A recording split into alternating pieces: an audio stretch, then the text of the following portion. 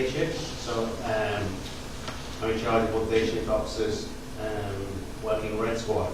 I'm based out of this precinct here. My name is Lance Bollinger. I'm the Assistant Chief over the South Patrol Division. So where Assistant Chief Schluty has the north side of town, I have the south side. So a lot of what we're talking about today is her district and her area, so she'll take the lead on it. Thursday we're having another meeting that follows up on this, where we'll be talking about a lot of the issues that are going on the south side of town. It's going to follow a very similar format, so if you want to know what's happening on the other side of town, join us Thursday night downtown at City Hall. I'm Lieutenant Stephen Kniester. I'm assigned to basically the south side of town.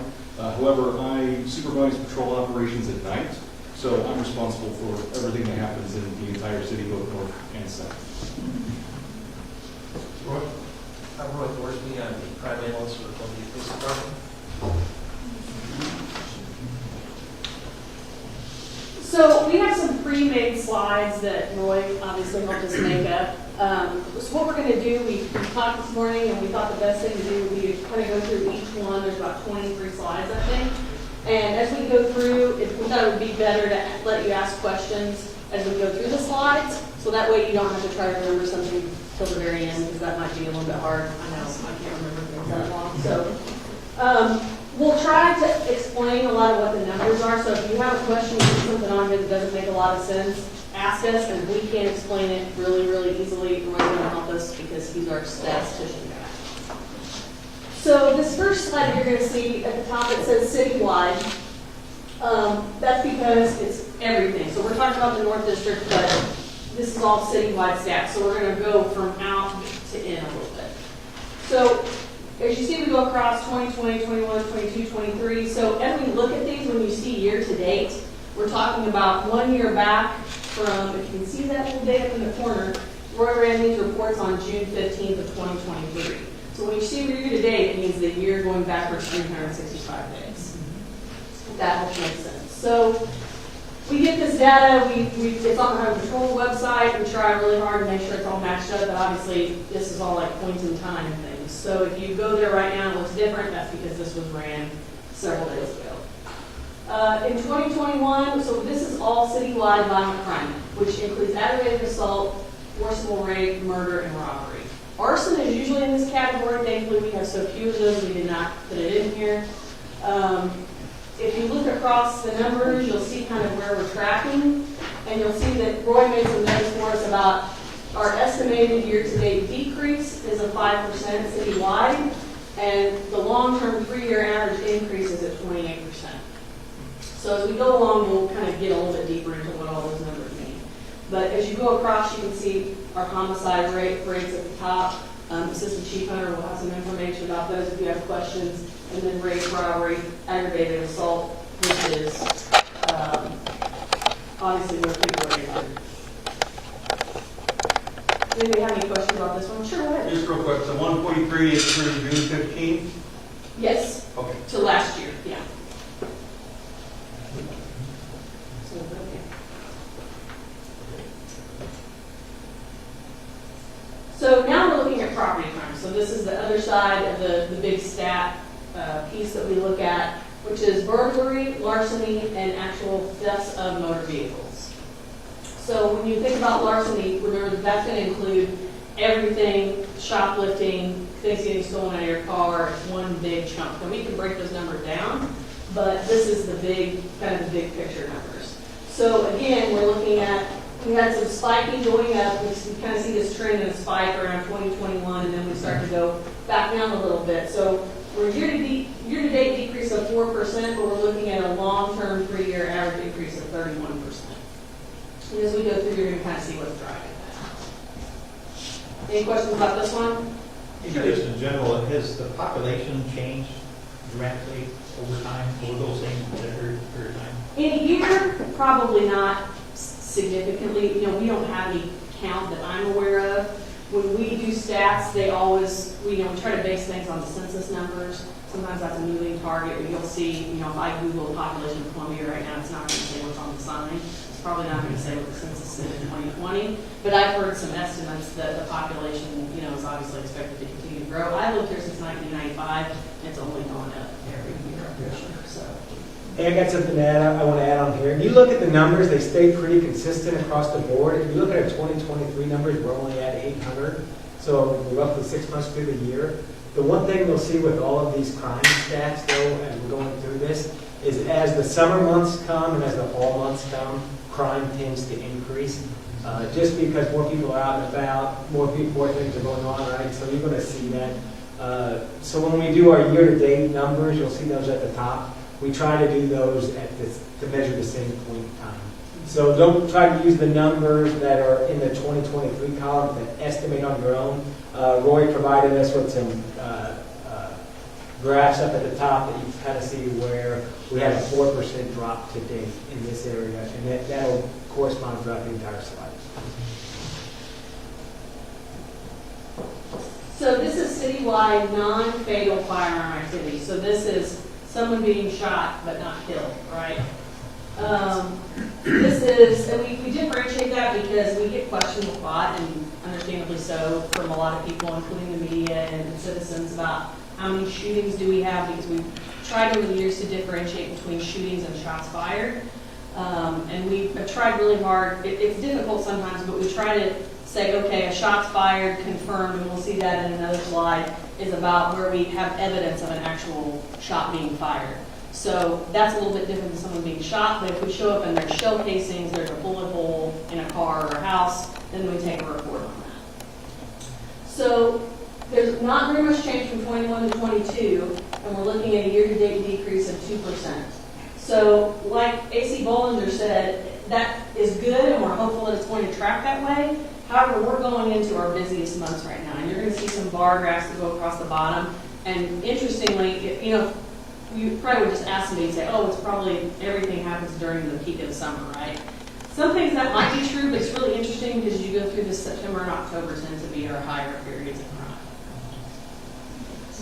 Jill, Yes. question? Oh, yeah. Sorry, I was just wondering, is this based on like armed criminal action, or how are you defining the? So we can get into a really deep rabbit hole about I know. NIBURS and all ACA, that, and you would not want me to teach that class. But so there's different charge codes that really don't match up with how we report NIBURS numbers. So when we look at these are specifically reports that we took where someone was shot and not killed. And if I send it in the wrong means, No, that's correct. The majority is aggravated assault in this case.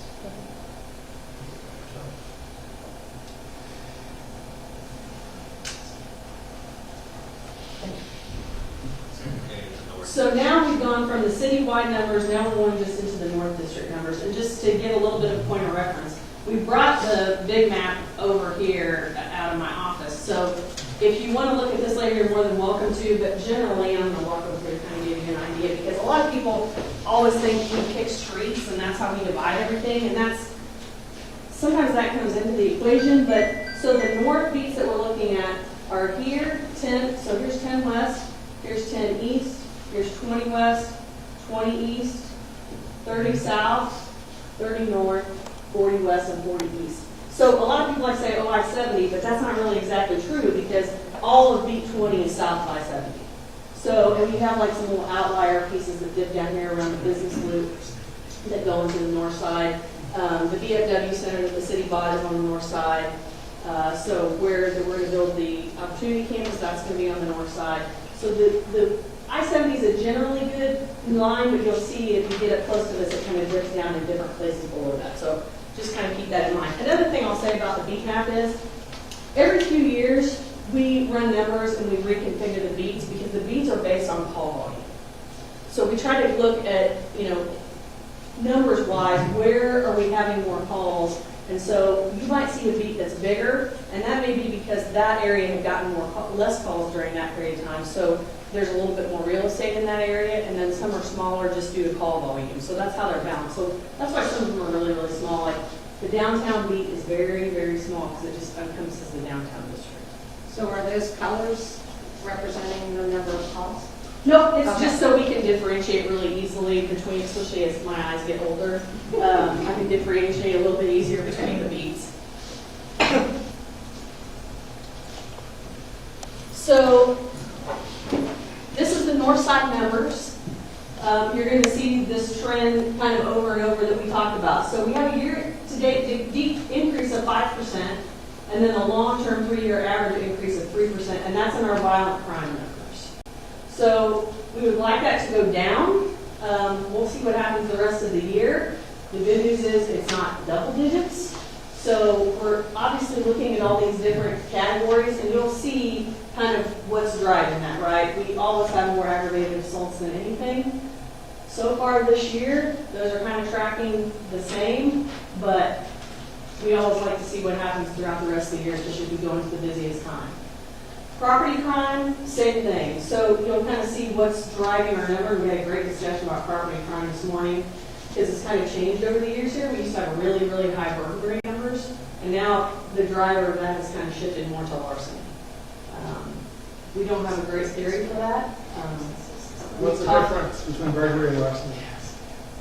So burglary is if I enter an inhabitable structure and commit a crime while I'm inside. It's the super technical definition. Larceny is just I go into Walmart and grab a 6-pack of beer and I leave. Or I steal something out of your car. So robbery is when there's a person there and they steal from the person? So robbery is different. So robbery is a person's crime because I am taking something from Assistant Chief Hunter by force.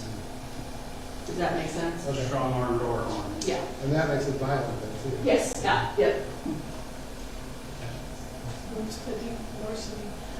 So that's not really differentiated out in our normal numbers. We did that to kind of draw a little bit brighter line. So that's that are less than $750. Because that's the felony threshold in Missouri, so we kind of wanted to make sure that was easier to see. The state also changes that almost. Yes. It used to be year to year almost. Every August you have to Threshold look of and see $1,000 what they changed the law to. Okay, so when you first look at this, it's a little hard to digest, but all the years are color coded so you can see by month. So this is where you're going to see we start tracking this kind of interesting fall trend. This one's a little bit different because you see it more in the spring with aggravated assault, but you'll see more and more as we go through, as we get to August, September, October, you're going to see those bar graphs get higher. So here we're kind of comparing each month of the year to each other month of the year in those various years. So there again, where we're at with our aggravated assaults, and you can kind of see. So last month, everything we were down from the year prior. So 2022, we had 20 in May. This year, we only had 16.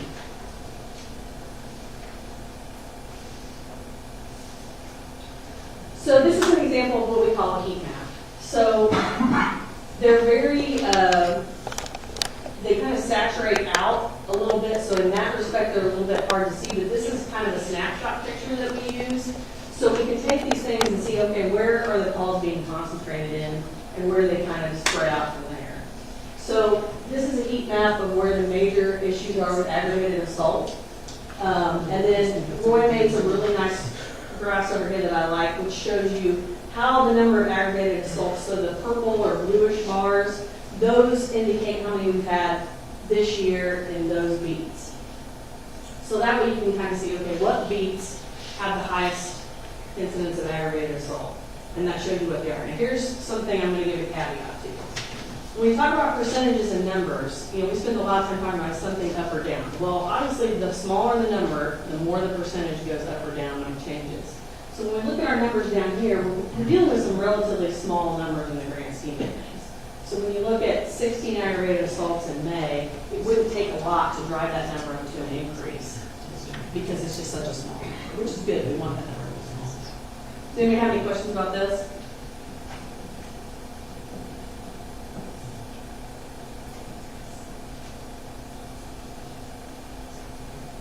So robbery, again, this is where we talked about I'm forcibly taking something from somebody by force or threat of force. We're tracking down on that so far this year, which is good. We're at 12, but year-to-date increase is not great. It's up 22%, but again, we're dealing with really small numbers.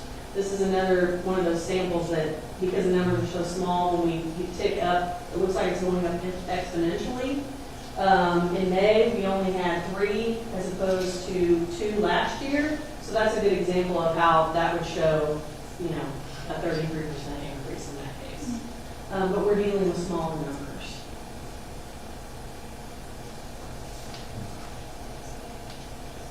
So again, here's a heat map of robbery, and because the numbers are smaller and they're a little bit more focused, you'll see these really, really bright bullseye looking heat map spots.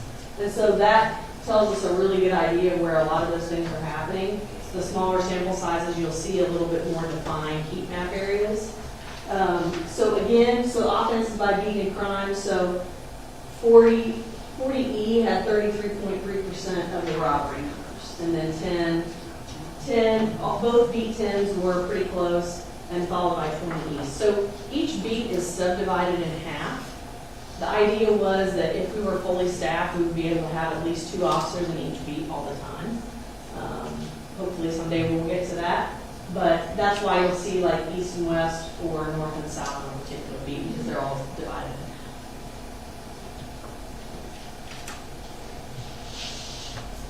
Motor vehicle theft. So this is an interesting one. This one is going up. It's up 13% year to date. We have seen some prolific car thieves in town. A lot of you guys know, if you watch social media or the news, there was this whole thing about Hyundais and Kias that could be stolen with a USB thing, and they're way outside my toolbox. But we think that's probably why some of the numbers ticked up around some of these years, because we had a spike in that. We think for the reason sometimes it's ticking down a little because we have arrested some people that are stealing cars. Interestingly, apart from that outlier of the Kia Hyundai problem with the technology, a lot of what we see is people go, oh, I'm just going to run into my house really fast, or I'm just going to run to the gas station really fast, and they leave their car running and the car is gone. And I wish I could remember which call it was the other day, but I saw a call and I thought, is someone like following people around to see if they just get, like, if someone just sit at a particular place and go, well, when somebody gets out, I'm going to get in their car, because it happens so fast.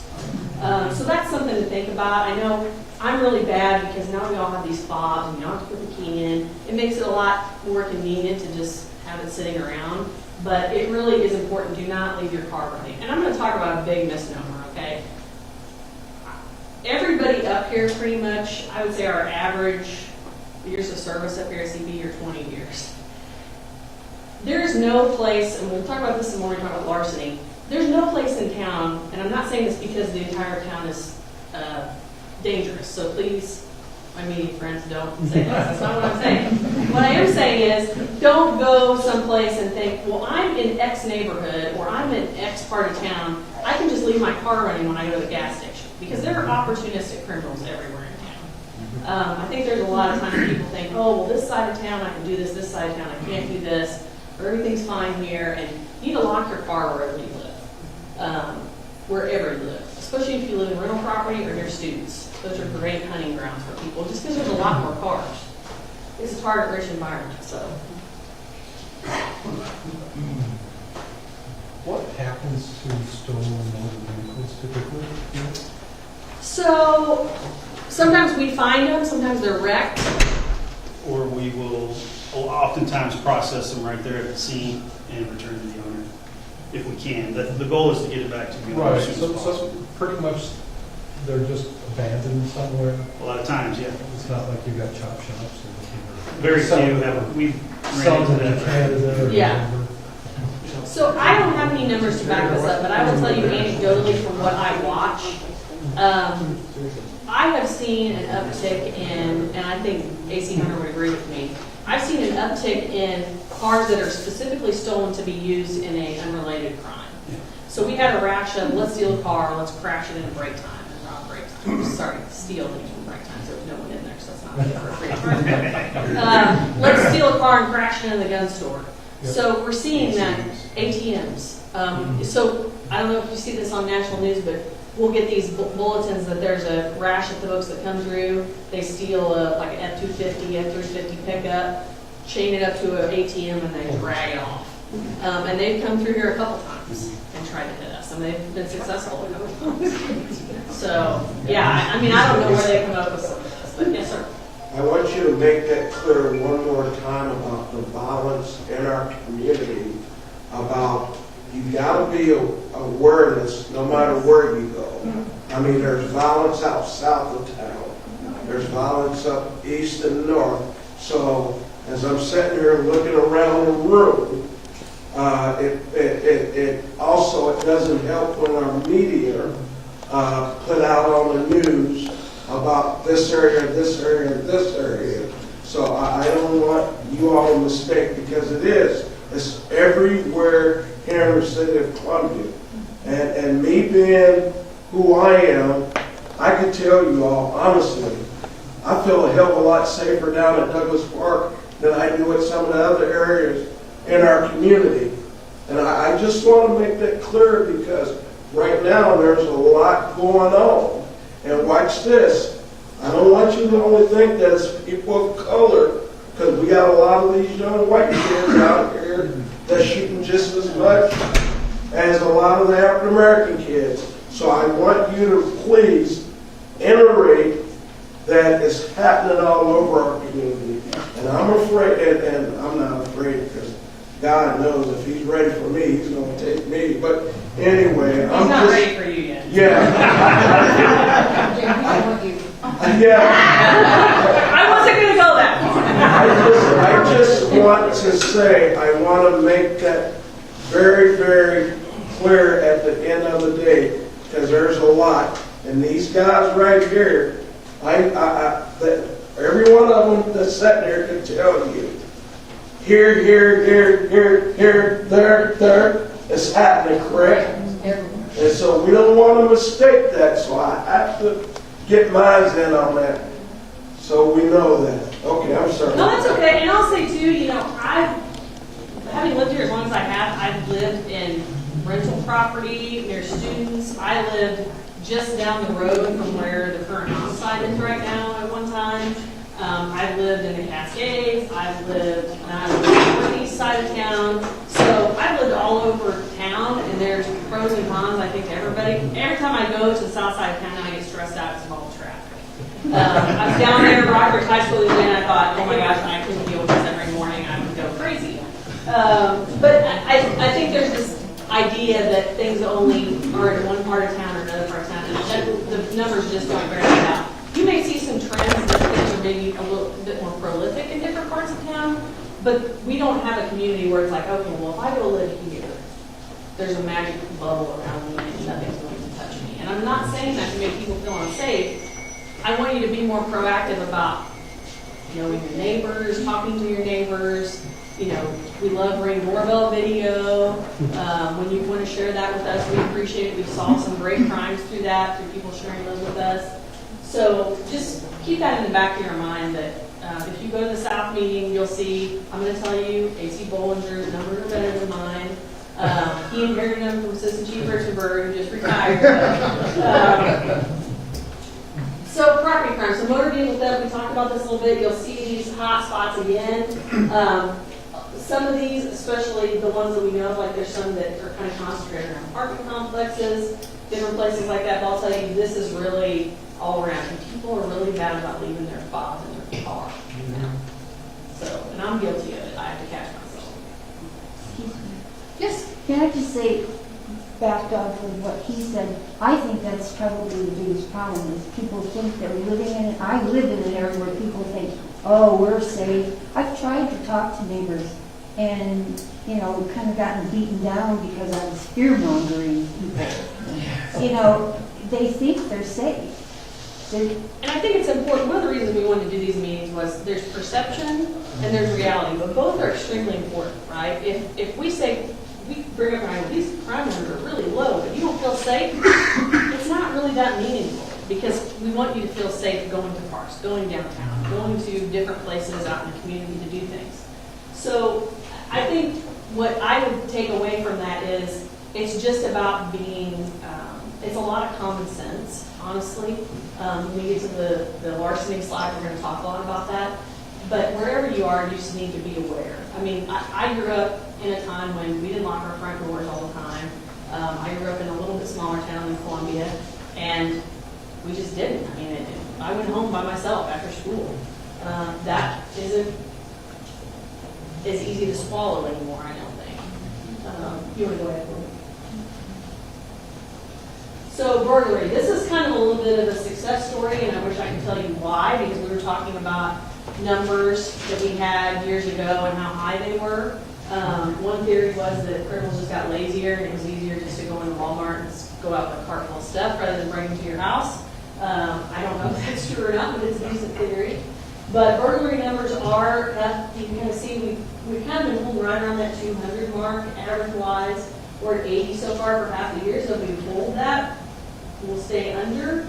But you can kind of see, and I'll tell you, it used to be really interesting because we used to really concentrate on holidays. So when all the kids left for Christmas break, we were saturating the areas where the kids lived, we were doing burglary suppression.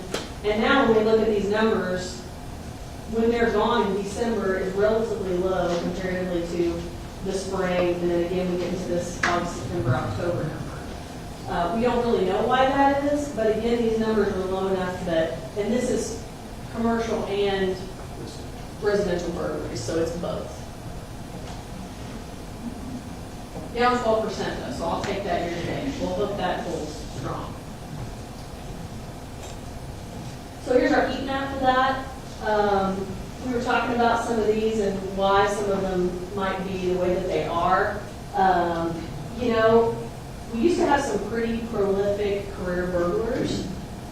We don't see that as much anymore. Again, this is another kind of crime of opportunity, but I would almost guarantee that we could take this number down more if we have more conversations between us giving you all information about where we see things happening and then neighbors talking to each other about, you know, hey, here's who should be at my house and who shouldn't. I'm going to be on vacation or things like that. And that's one thing I think we're all trying to really encourage. Does that include catalytic converters being stolen? That is larceny. That's why. And we actually, there's actually Okay. a specific subline for it that's theft of motor vehicle parts. We can kind of drill down into it farther, but it'll be included in the larceny category. Yeah. And Assistant Chief Hunter brought up a good point. So we have a lot of thefts from storage units. I mean, literally, probably every week easily we get calls about people going to storage units, breaking off the locks and stealing things out of them. So, and that's all over town. I mean, I can't think of one that doesn't happen. And a lot of them, they are getting into one unit, and inside of that unit, breaking into the next units through the walls. So they're not breaking locks off of each one. They're going into one and then they're farming out the Yes. rest. So if you have units, it's just a good idea to check on them. Did you want to say something? I can speak a little bit about the catalytic converter thing. Catalytic converter theft is being tracked on a statewide level. So the Fusion Center has a big interest in it. It has reduced considerably over the past year. Much of that is related to two factors. The first is the price of the metals themselves. As it goes down, thieves are less interested in going to acquire them and having to saw off the converter and haul it to a recycling place or a salvage place. The other one is statewide legislation that has been pushed that is pushing for more tracking from the places that will buy those metals. Yes. And so it's going to become harder and harder in the future to sell those and not have something tracked back to you, or be able to sell those without any questions overall. So just add that. Yes, there's some, and I'm not sure if that went through the legislature yet or not, this whole idea of people having to present a lot of information about the car that it came from, so we would obviously be very supportive of that. I'm coming with a pickup truck, that load full, yeah, these are all kind of. So here's our larceny screen. So year to date, we've got an increase of 5%. So we've got a long-term gradual increase from 21 to 22. And then from 22 to 23, we ticked up a little bit. And there's our little note about the difference between big and little larceny. I don't speak French, so I'm not interested in that word. And those are not, so there's jurisdictions that they actually use those terms in the law. We don't use them here in Missouri, but it's a good way for us to separate. You'll see petty larceny is a big driver of our numbers on property crimes. So we've just seen more theft from motor vehicles. If you ever have heard Assistant Chief Hunter or me or any of these guys when we take turns being on the radio and things, I sound like a broken record over the years, but we talk about locking doors. We had a conversation with Roy this morning about he sees a lot of things where people are just leaving things in their seat. People go to parks and they don't lock their car. Or they just leave their key fob in their car because they don't want to run with it. Our parks are great, but one great thing about them is a lot of them are very wooded, some of them are secluded, and that makes them great hunting grounds for people that want to steal things. So it's important to kind of think about when you park your car, putting things outside. If you've got a trunk, I'm a big believer in trunks. If you have a gun, that's one of my pet peeves. If you have a gun, please don't store it in your car. That's a really poor place to store a gun, and literally every week we pull up calls and somebody's calling and going, my handgun got stolen out of my car. My rifle got stolen out of my car. My shotgun got stolen out of my car. And I always try in my mind to think, okay, why is this happening, right? Because I really want to know, because we can't solve a problem if we can't figure out what the nexus is. So I think, well, if someone had small kids, maybe they think, hey, if it's in the car and it's in the glove box, it's not going to be as accessible. So I'm trying to come up with why, or you just carry it in your car, because that's where you carry it. The problem with that is we have a group of people here in town who have learned if they go around and try enough door handles, they're going to find a gun, because it's constant in this town. So if I need a gun, I just go pull enough door handles, I'm going to find a gun. And so we tell people, listen, we have gun locks we'll hand out here at the police department. Safes are obviously great. We understand if people want to have their firearms accessible for protection, but storing your gun in your car is just a really, really bad idea because people know that there's guns in cars, and it's just like scratching a lottery ticket for them. And then we find these guns being used in crimes. So obviously, if we could drive that number down, it would be very helpful to the illicit gun market in town. So all the people that are concealed carry, but look at the sign that says this is a gun-free zone, and I better not take that in, so I put it in my. And I think people just So leave we're them in adding to there. the problem. Yes, I think people just leave them in there and they don't think about it because they think, oh, I live in Thornbrook.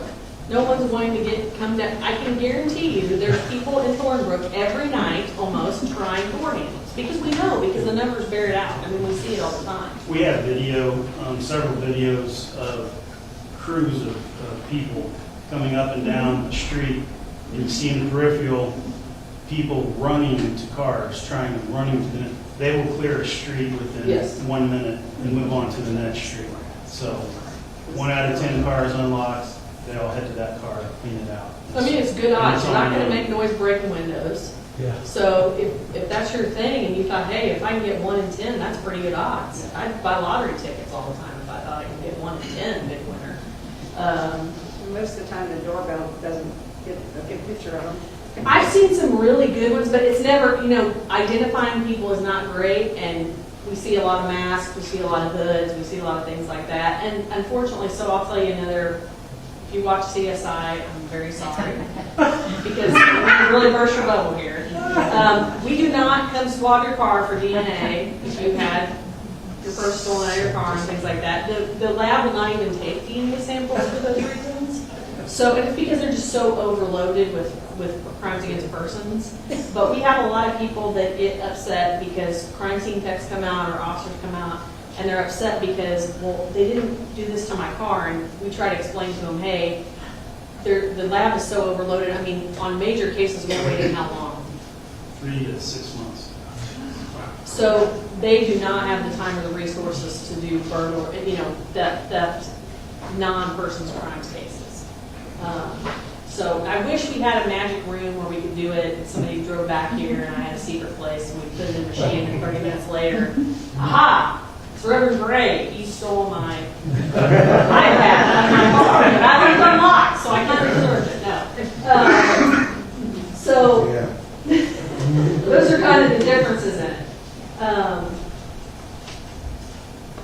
Any questions about this slide? I have another question. Yeah. So, what if you had a really clear 4K image of someone and you could identify them through that? How does that usually get resolved? That's great. Perfect. Yeah. So, more people should invest in technology. surveillance, do you think, to combat this issue? I think if you feel like you want to have cameras on your house, and that's a personal choice you want to make,